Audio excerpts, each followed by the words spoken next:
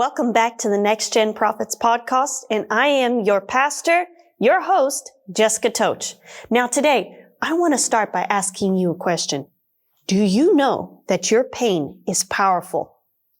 No, really, I need you to know that what you have experienced in your greatest moments of pain and weakness have actually been one of the key catalysts to one of the most powerful moments in your life.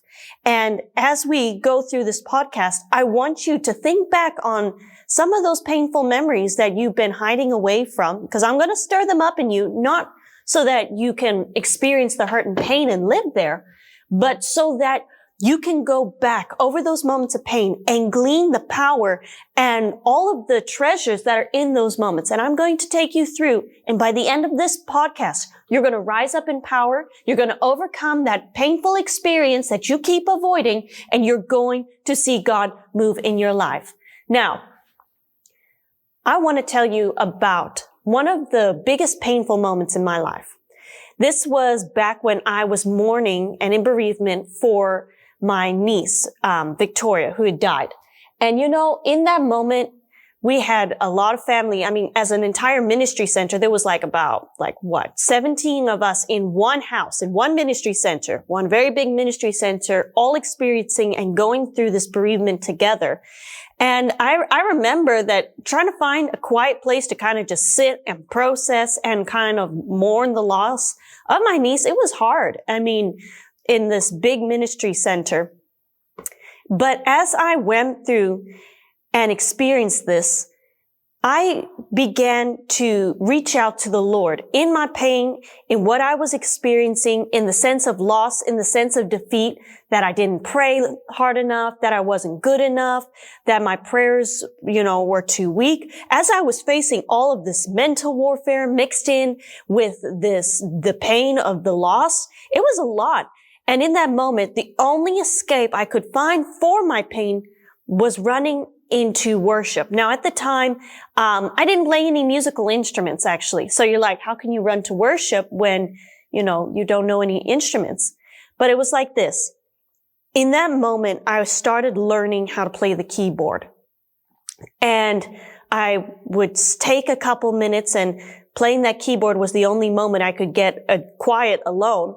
And I would sit there and I would play those keys. I would practice those chords. I'd practice my C, and I would play those songs, and I would cry. I would worship and just go over and process with the Lord what was happening. I would just get lost in the spirit and see visions that the Lord was showing me of her and what he was still doing in me and how he was going to take me through it. And he showed visions of me being comforted through him. And by the time I was finished that bereavement process and the time I came out and the mourning clothes were removed, I came out of that experience not only with this new skill of learning the piano, my relationship with the Lord increased, as well as the Lord developed my spiritual ability to have compassion in a way I could never have imagined. Now, many of us want to get closer to the Lord. Many of us want to deepen our relationships, want new skills, want new anointings, want new graces. But I want to challenge you today.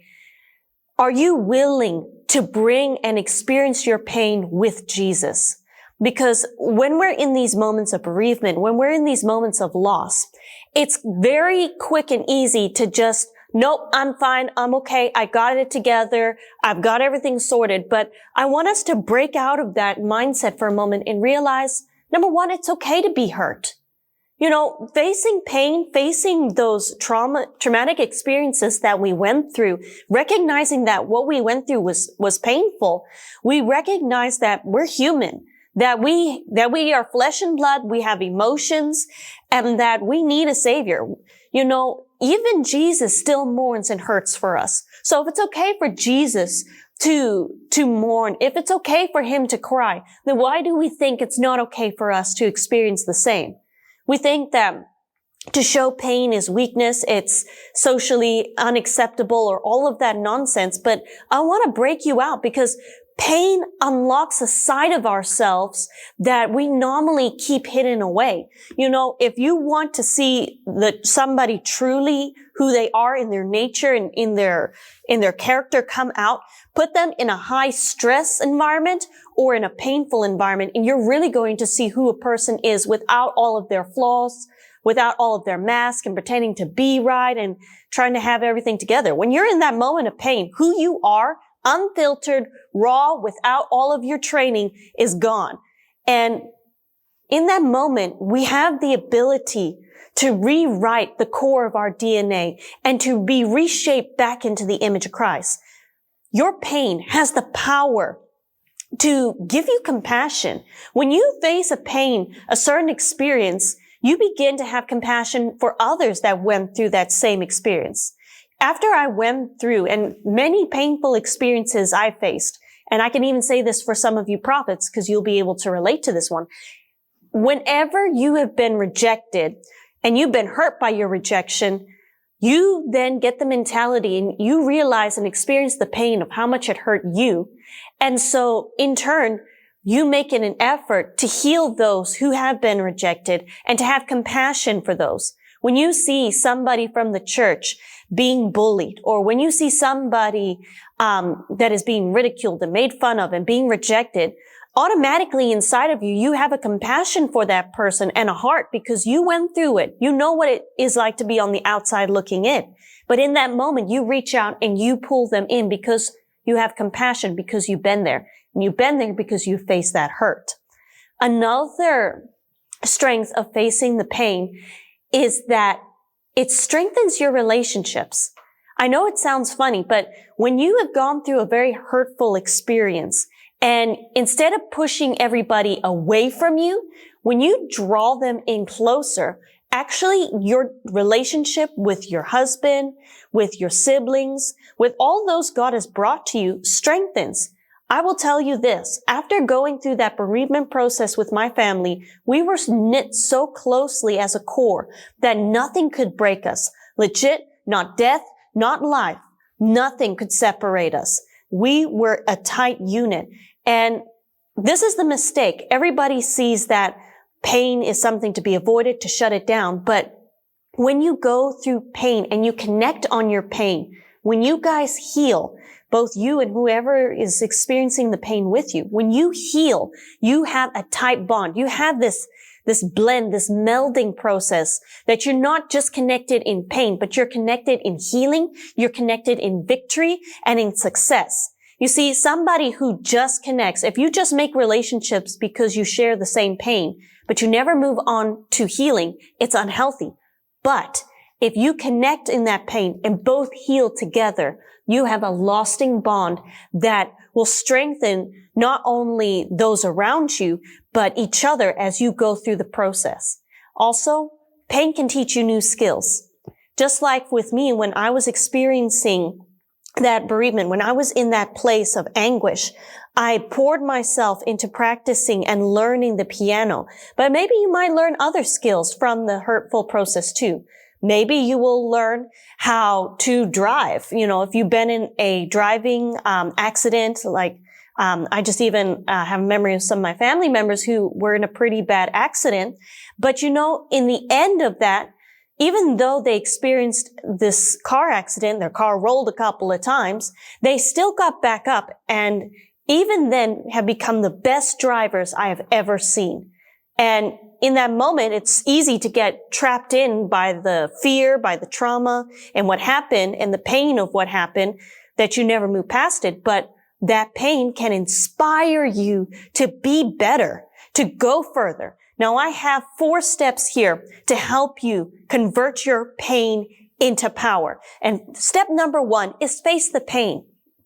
If you never actually recognize that you are in pain, that you are sore, and you're always just kind of hiding it away, how can you convert that into power? Unless you recognize that hurt me, I'm really sore, I'm feeling rejected, that was really painful for me. Unless you accept it and just realize, yes, it hurts you, and it's okay to be hurt, then how can you move on?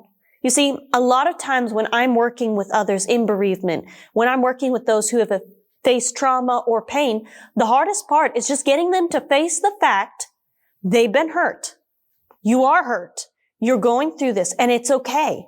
It's okay to be hurt. Don't just shove it aside and say, no, I'm fine. No, you're not fine. And it's okay to not be fine. It's okay to not have all the answers and to not have everything perfect. But don't stay there. After you take that point of recognizing, yeah, that hurt. Yeah, what I experienced was tough. You can move on to step 2. You can observe the pain. And what I mean by this is look at your surroundings. Look at everybody around you. Look at how that pain is affecting you. You see, are you just so focused on your pain, on what you're going through, that you never step out to see how, yeah, maybe that pain is not making you the best person that you should be? Maybe it's bringing out some nasty sides of you. Maybe others are experiencing the same pain you are, and they are in worse shape than you, and they need you to actually step up and help them. Do you take a moment to stop and see how this pain is affecting everything and everyone around you? Or are you just so focused on your emotions and what you think and what you feel that you don't see how it's affecting everybody else around you? After you've observed your pain, this is normally the part where you start stepping out in compassion, because God gives you eyes to see. But step 3, embrace the future. After you've seen how everything around you is being affected, after you've seen, yeah, maybe I'm not being the best version of myself. You know what? Other people are hurting. And if we don't make the next step, we're going to stay here in this area. If I don't look at this, if I don't face this, this is the future I have to look forward to. And I don't want that future. What does your future look like in this moment? Are you spending so much time in what you're thinking and feeling that you're not seeing the repercussing effects of this? Do you see how, either in good or bad, as you're observing it in this moment of pain, with you running and taking it to the Lord Jesus, do you see how it leads you to a future of a closer bond with the Lord? Or by staying trapped in your trauma, that you have the possibility to re-experience that trauma again, how you inflict that same hurt on other people. Because unless you can face the reality of your future, you can't make the final step, and it is to find your resolve. After you've seen the effects of the pain that you're experiencing, after you have seen how it is affecting everybody and what your outcome is going to be, now it's time to decide what kind of future you do want and to get a resolve. No, I don't want to live in pain and suffering. No, I'm going to overcome this. No, I'm going to be stronger. No, I'm going to face this and I'm going to learn to love. I'm going to help others face that pain and overcome them. I'm going to be the prophet God called me to be. And I'm not going to stay here in the grave. And I'm not going to stay here with my thoughts and in my pain and trauma, because God has called me to something greater. And no death is keeping me from my Father. Nothing is keeping me from rising up. Once you begin to get that resolve, you begin to step out in power. Once you begin to step in, you make your statement and saying, God, no, I know who you've called me to be. I know what I want to be. And I'm making that step to be that now. Then God can anoint you and empower you to do that. But you first need to get to that first step of just facing it, experiencing it. Because when you step out in power, you'll know where you've been, you know what you're experiencing now, and you will know where you're going. But if you need help, if you're facing this pain and you're not able to overcome it, or you're even experiencing pain and you don't know where the pain is coming from. Like I've had this a couple of times, been counseling, and I'm sensing that maybe you are in the same boat too. You're experiencing a pain. There's a certain trauma that keeps coming up, but you don't have a memory of where exactly the pain has come from. Or maybe you're experiencing some things and you're like, there's an open door. Something is bothering me, but I'm not sure where the pain is coming from. I'm not sure what I need to be or how to get that resolved. Don't worry.